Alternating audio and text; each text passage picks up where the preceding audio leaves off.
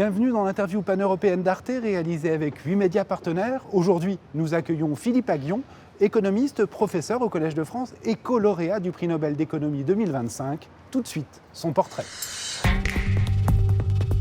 Philippe Aghion est né à Paris en 1956. Un père communiste, Raymond, et une mère styliste, Gaby, fondatrice de la maison Chloé.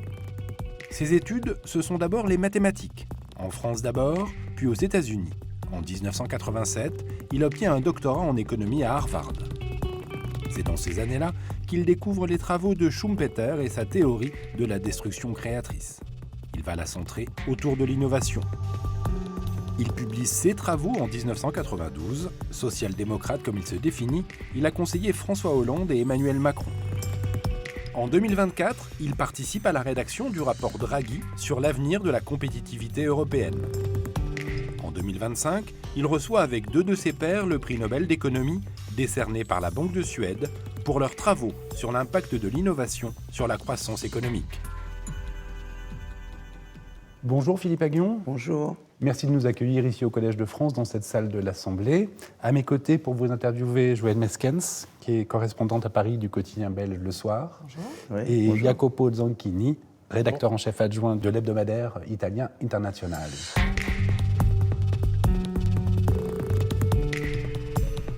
The Royal Swedish Academy of Sciences has today decided to award Sveriges Riksbank Prize in Economic Sciences in memory of Alfred Nobel for 2025 to Philippe Aghion, Collège de France, for having explained innovation-driven economic growth. Vos travaux avec Peter Howitt, qui vous valent ce prix Nobel, datent de 1992, les voici. Plus de 30 ans pour avoir un prix, c'est long, non? Alors en fait, notre prédécesseur, qui était Robert Solow, entre le moment où il a sorti son modèle, c'était 56, et le moment où il a eu son prix Nobel, il y a eu 31 ans également, puisqu'il l'a eu en 87 pour un papier sorti en 56. Donc à mon avis, il a dû commencer à y travailler en 53, 54. Donc c'est à peu près, voilà. Je ne dis pas que c'est forcément le temps qu'il faut compter, mais en général, ça prend bien 35 ans avant que, pour voir si un modèle s'impose ou pas, quoi, s'il a de l'impact ou s'il n'en a pas, quoi.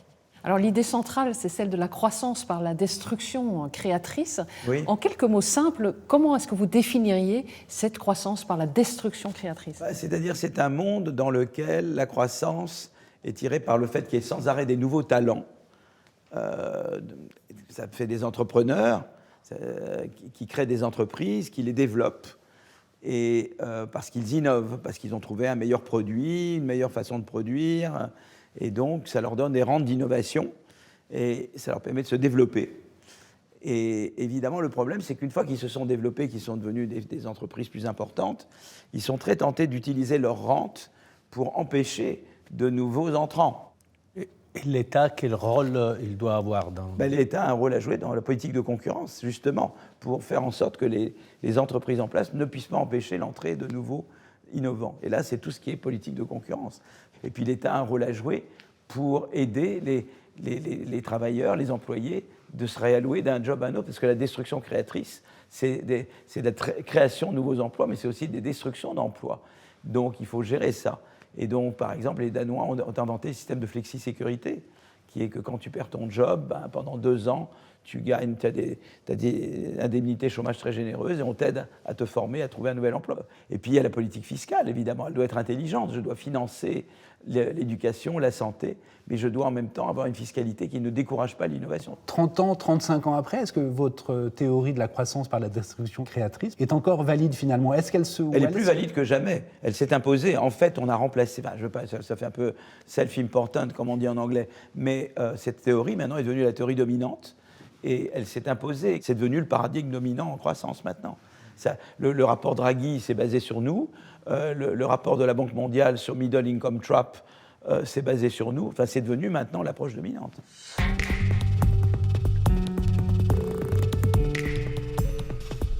We need to remove all the obstacles that stop us from embracing this transformation. Otherwise, we risk letting the wave of AI adoption pass us and jeopardize Europe's future. Christine Lagarde a encore mis en garde, c'est pas la première, mise en garde contre les périls qui menacent l'Europe si on... Absolument. D'abord, il faut un marché pour l'innovation.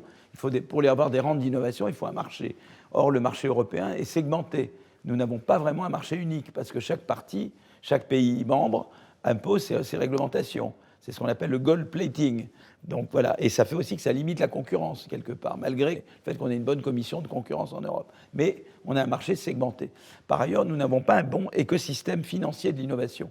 On n'a pas suffisamment de capital risque. Vous voyez, pour les start-up, il faut qu'ils aient du temps et il faut que l'échec soit toléré, l'échec à court terme. Il faut échouer pour réussir, pour innover vraiment. Il faut se donner la possibilité de l'échec. Nous n'avons pas ça en Europe. À part la Suède qui fait un petit peu d'investisseurs institutionnels, tout ce qui est capital risque, investissement institutionnel, est très sous-développé en Europe. Et nous n'avons pas les DARPA, les fameuses DARPA, Defense Advanced Project Agency, qui est une manière très moderne de faire de la politique industrielle. Tu décides qu'il y a des domaines où il y a des missions à accomplir. L'argent vient des ministères, tu as des chefs d'équipe qui sont des universitaires ou des industriels pour 3, 4, 5 ans, et ils suscitent des projets concurrents. Par exemple, pour mettre un homme dans l'espace dans les années 50 aux États-Unis, ou bien pour produire des vaccins ARN messagers en masse, en 1 an. Tout l'écosystème d'innovation est insuffisant en Europe. Aujourd'hui, nous sommes dans l'ère de l'intelligence artificielle, tout va extrêmement vite. C'est pour ça qu'il est urgent de mettre ces mécanismes en place. La création peut aller plus vite que la destruction. Jamais. Alors il faut effectivement qu'il y ait l'encadrement, il faut qu'il y ait des gens qui puissent guider les personnes qui se forment, donc ça ne se fait pas du jour au lendemain. Mais la loi, elle, se fait très vite. Est-ce qu'on n'est pas déjà largement dépassé par les États-Unis et la Chine? Oui et non, parce que l'intelligence artificielle, ça repose surtout le modèle statistique. Et le machine learning, ça repose sur les données et la puissance de calcul. Nous, par exemple, on a d'excellentes données de santé. Donc, il y a d'autres domaines dans lesquels on a de très bonnes données. Si on a de très bonnes données, il suffit qu'on ait un peu plus de puissance de calcul, et ça, on peut le faire facilement. On peut avoir de l'IA spécialisée. Voilà, il y a Mistral, il y a d'autres fleurons, d'autres licornes de l'IA chez nous en Europe. L'Europe a tenté de limiter les pouvoirs des géants technologiques américains, mais semble désormais vouloir un peu assouplir les règles. Oui. Peut-on encore innover sans renoncer à des règles strictes contre la toute-puissance des entreprises privées? Non, alors il faut, évidemment, parce qu'on veut limiter, comme je vous disais tout à l'heure, c'est le problème de la concurrence, c'est-à-dire qu'on veut empêcher qu'il y ait quelques gros qui dominent tout et qui découragent les nouveaux entrants. Ce qui s'est passé avec la vague des technologies de l'information, c'est qu'il y a eu l'émergence des GAFAM. Au début, ils ont poussé la croissance aux États-Unis, et ensuite, ils ont fait tellement de fusions-acquisitions, ils se sont étendus énormément, et ils ont fini par décourager l'innovation, l'entrée de nouveaux innovants. Et là, le problème, c'est qu'avec l'IA, quand vous regardez le cloud est dominé par Amazon, Google et Microsoft. Donc il faut évidemment qu'il y ait une politique de concurrence. Mais il faut des réglementations intelligentes. Trop de réglementations empêchent l'entrée, parce que les grosses entreprises en place s'adaptent aux réglementations. Il ne faut pas que ça devienne une barrière à l'entrée. Donc je suis pour réglementer, mais pas trop réglementer, parce qu'à ce moment-là, ça devient une barrière à la concurrence et à l'entrée de nouvelles entreprises. Mais comment faire quand on voit la concentration qui existe dans la tech aujourd'hui? Vous avez parlé des GAFAM, etc., elle est toujours là. Et ça ne bouge pas. Donc, ce qu'il faut faire, c'est d'avoir des politiques de concurrence qui s'adaptent. Donc aux États-Unis, il y a des gens qui proposent qu'on réforme la politique de concurrence pour les obliger à partager des données et permettre davantage l'entrée de nouveaux. Et en Europe, on doit avoir une politique de concurrence qui soit plus dynamique. C'est-à-dire, je ne regarde pas juste les parts de marché, je regarde également est-ce qu'une fusion-acquisition empêche l'innovation future. Et si c'est le cas, je n'autorise pas la fusion-acquisition. On voit bien aujourd'hui avec, avec Trump et l'alliance avec la tech que c'est très compliqué. Les anciens, ils résistent vraiment. Alors là, on a un problème aux États-Unis, qu'il y a une connivence entre les grosses entreprises et l'administration. Et c'est là qu'on va voir si est-ce que les médias, est-ce que la société civile américaine va pouvoir ou pas limiter cette connivence. Et donc ça, c'est un gros problème aux États-Unis. Ça peut leur poser problème.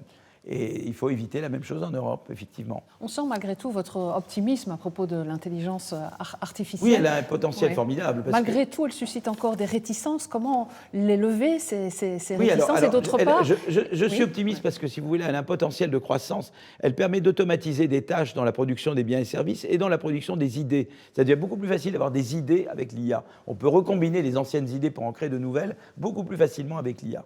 Donc l'IA va doper la croissance parce qu'elle elle augmente la productivité non seulement dans la production de biens et services, mais dans la production d'idées nouvelles. Ça devient plus facile d'avoir des idées nouvelles. Donc ça, c'est un potentiel de croissance formidable. Mais il faut une politique de concurrence adaptée. Vous voyez, elle a un potentiel de création d'emplois énorme. Mais d'un autre côté, évidemment, il y a des jobs qui vont devenir redondants. Donc l'IA va détruire des emplois, mais va en créer beaucoup. Donc si vous voulez, la prospérité, c'est toujours le résultat joint de technologie et d'institutions. Je suis assez optimiste sur la technologie. Je suis moins optimiste sur notre capacité de mettre en place les institutions. À part les États-Unis, il y a aussi la Chine, c'est-à-dire oui, que absolument. comme puissance d'innovation, Absolument. la Chine. Formidable, j'en reviens, c'est extraordinaire. C'est voilà. Vibrant, la Chine. Donc l'Europe risque de se retrouver un peu Absolument, au milieu. c'est le grand risque. On voit d'ailleurs dans les innovations de rupture, les États-Unis très forts, la Chine qui monte et l'Europe qui baisse. D'où l'urgence du rapport Draghi, quoi.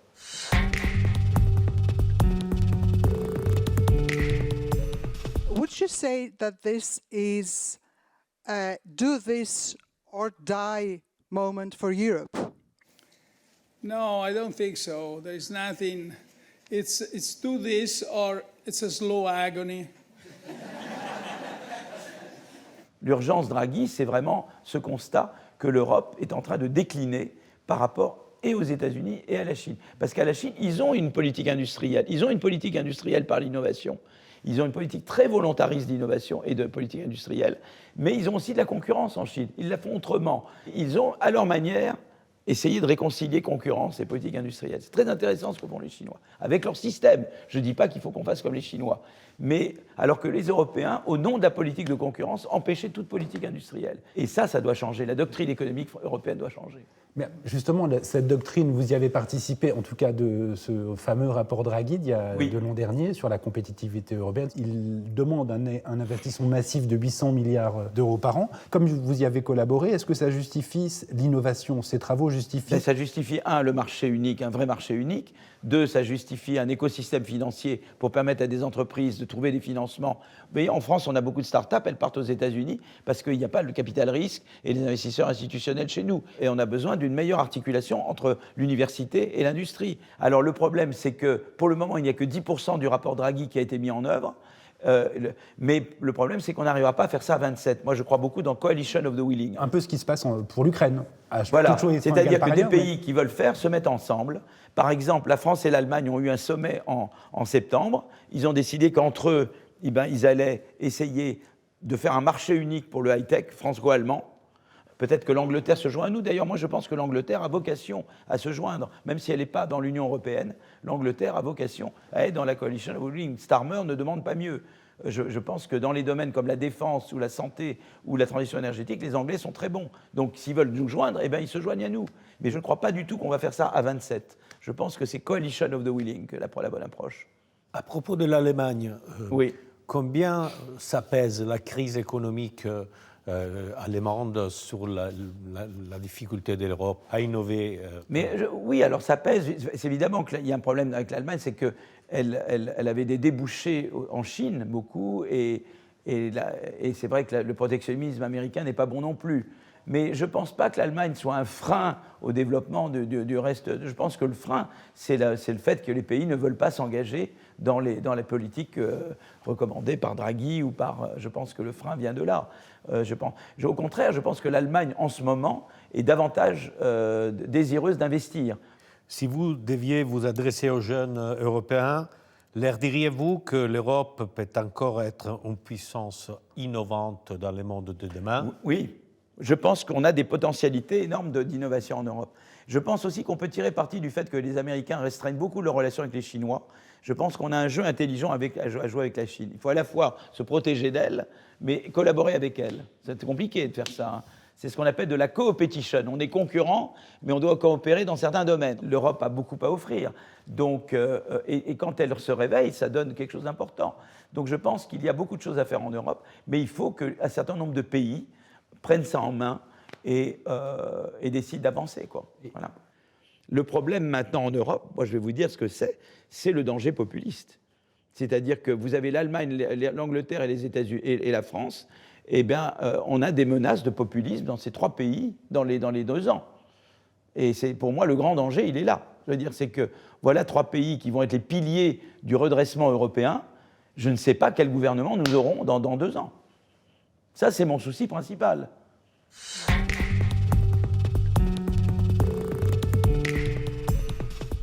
Ces populismes, justement, se nourrissent aussi des inégalités sociales qui se creusent. Comment est-ce Sur les inégalités, ils se nourrissent de plusieurs choses. Ils se nourrissent d'un sentiment d'abandon. C'est-à-dire que je pense qu'il y a des gens qui se sentent abandonnés.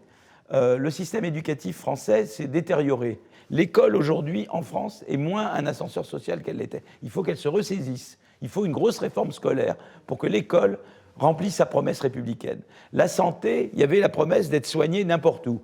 Eh bien, on n'a pas les mêmes chances d'être soigné correctement si on est à Paris ou si on est en Lozère ou ailleurs. Vous voyez, je veux dire, donc ça, il faut traiter ça. Il y a une politique d'immigration à avoir intelligente. Alors, je ne dis pas qu'il faut faire comme les Danois exactement, mais il faut une immigration choisie, avec des quotas comme au Canada, mais une immigration de travail. Donc ça, c'est un autre problème qu'il faut traiter. Donc ça, c'est des problèmes qui n'ont pas été traités, qui ont été laissés de côté. Alors, il y a des gens qui se sentent abandonnés. Ces gens qui se sentent abandonnés, eh bien, ils vont vers le populisme, d'accord ? Donc, voilà. Quant aux inégalités, vous savez, la France est quand même un des pays les plus redistributifs au monde. L'écart de revenus entre les 10% qui gagnent le plus et les 10% qui gagnent le moins, avant impôt, est de 1 à 18, et après impôt, est de 1 à 3. Donc, je veux dire, il y a quand même, on a un système quand même très redistributif. C'est vrai qu'il faut que les gens les plus fortunés payent leurs impôts. Justement, mais on voit quand même que ce débat sur la taxation des riches rebondit en France, rebondit dans d'autres pays d'Europe. Est-ce qu'il y a une autre forme, vous n'êtes pas favorable à la taxe Zuckman, est-ce qu'il y a une autre forme de taxation ? La taxe Zuckman, c'est très simple. Ouais. L'IA disparaît de la France. C'est très simple. Je fais la taxe Zuckman, la France se concentre sur les camemberts et ne produit pas d'IA. C'est très simple. Et je vais vous expliquer pourquoi. Mais très simplement, je vais vous dire pourquoi. Ouais. Parce qu'il taxe l'outil de travail. Ouais. C'est-à-dire, je suis M. Arthur Munch, je crée Mistral, je suis valorisé à 12 milliards, mais je ne fais pas de cash flow, je ne fais pas de profit. La taxe Zuckman m'oblige à chercher des financiers ou à vendre des actions pour payer des impôts sur la base d'une valorisation. Elle est en ce moment à 12, mais il va y avoir un éclatement de la bulle IA, c'est évident qu'il y aura un éclatement de la bulle. Et alors, ça tombera de 12 milliards à peut-être 6 milliards, mais j'aurais payé des impôts sur 12 milliards, que je n'ai jamais générés. Donc, je ne pense pas que ce soit le bon moyen. Il faut épargner l'outil de travail. Je ne pense pas qu'il faut taxer l'innovation. Voilà. Il faut évidemment qu'il y ait l'impôt sur les sociétés, il faut l'impôt sur les revenus du capital, évidemment, bien sûr. Mais je ne pense pas qu'il faille taxer l'outil de travail en tant que tel et taxer des profits qui n'ont pas été générés. Je pense qu'il faut produire pour distribuer. Je suis un bon social-démocrate, je crois beaucoup dans la taxation progressive, je crois beaucoup qu'il faut que aussi les plus riches n'échappent pas à l'impôt et je crois énormément surtout dans la mobilité sociale. Pour moi, le gros problème, je dis toujours, mon problème, ce n'est pas les riches, le problème, c'est les pauvres. Moi, ce qui me révolte, c'est la pauvreté. C'est les gens qui, parce qu'ils viennent d'un milieu social défavorisé, ne peuvent pas arriver. Voilà, moi, mon obsession, c'est la pauvreté. Qu'est-ce qu'on fait ? On voit bien qu'il y a une demande de justice fiscale permanente, et pas qu'en France. Ce que nous pouvons faire de mieux, c'est la mise à plat des niches. Voilà, je crois qu'il faut effectivement, ça oui, il y a des gens qui, avec une optimisation fiscale excessive, échappent. Ça, il faut traiter ce problème, je suis d'accord. Mais je ne veux pas m'attaquer à l'innovation. Parce que si je m'attaque à l'innovation, je me tire une balle dans le pied et je réduis le gâteau à partager. Vous comprenez ? Je ne veux pas réduire la taille du gâteau. Mais tout ce modèle de société que vous décrivez, il faut le financer. Aujourd'hui, on voit la dette atteint des sommets dans bien de nos pays. Comment résorber ce problème de dette et financer nos budgets ? Je vais vous dire, à long terme, comment la France peut résorber son problème d'endettement ? Le problème de la France, c'est que nous avons un PIB par tête trop faible. Pourquoi on a un PIB trop faible ? D'abord parce que le taux d'emploi est faible. Il y a trop peu d'emplois des juniors. Ça, c'est parce que le système de formation n'est pas adéquat. Il n'y a pas assez de formation technique en France, comme il y a en Suisse ou en Allemagne. Il faudrait beaucoup plus de formation technique. On n'a pas donc un bon système de formation.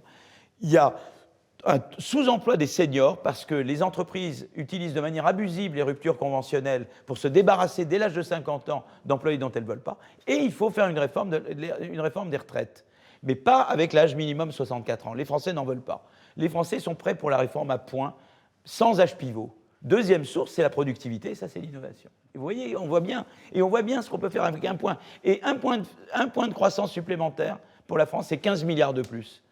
Donc vous voyez à quel point la croissance est importante. Et vous voyez à quel point il ne faut rien faire pour la décourager. On ne peut pas parler de destruction créatrice sans parler aussi d'environnement maintenant. Bien sûr. Nous avons l'Europe qui était à l'avant-garde avec le Green Deal sur ça, elle est en train un peu de ralentir, mais en même temps, la transition écologique peut être, elle aussi, une chance pour une nouvelle ère technologique européenne d'innovation. Absolument. Mais le problème en Europe, c'est qu'on a eu une vision trop taxe carbone. On a trop privilégié la taxe. Il faut la carotte et le bâton. Je pense qu'il faut 2 leviers. Il faut la taxe carbone, parce que sinon les gens n'ont pas d'incitation à produire plus vert et à innover plus vert. Mais il faut également une politique industrielle verte. Et à nouveau, on a le problème qu'il n'y a pas de politique industrielle en Europe. L'innovation verte, c'est nos comportements qui doivent changer. Mais c'est aussi trouver des nouvelles sources d'énergie, la fusion nucléaire ou d'autres sources. C'est aussi produire avec moins d'énergie. Ça, c'est tout ce qui va ralentir le réchauffement climatique. Et puis, il y a les innovations qui vont nous aider à nous adapter au changement climatique. Je crois que l'innovation verte, c'est très important. Mais si vous ne faites que de la taxe carbone, vous avez les gilets jaunes. Voilà ce qui se passe. Parce que qu'est-ce qui c'est les gilets jaunes? C'est qu'on a augmenté le prix du gazole. On a encouragé pendant des années les gens en France à vivre dans des grandes banlieues, mais le seul moyen de transport était la voiture, puisqu'on n'a pas du tout investi dans des systèmes de réseau express régional, dans les S-Bahn allemands, rien du tout, les tramways, rien du tout. Tout d'un coup, on leur augmente le prix du gazole, mais il n'y a pas la politique industrielle qui était là pour construire les alternatives. Vous voyez, il y avait le bâton et il n'y avait pas la carotte, vous comprenez? Et donc, ces gens-là se sont révoltés, ils ont eu raison. Ils ont eu raison. Donc l'Europe, elle doit vraiment être très active en politique industrielle verte. Parce que les Chinois, ils font de la politique industrielle verte, les Américains en font, et nous, en Europe, on est en retard.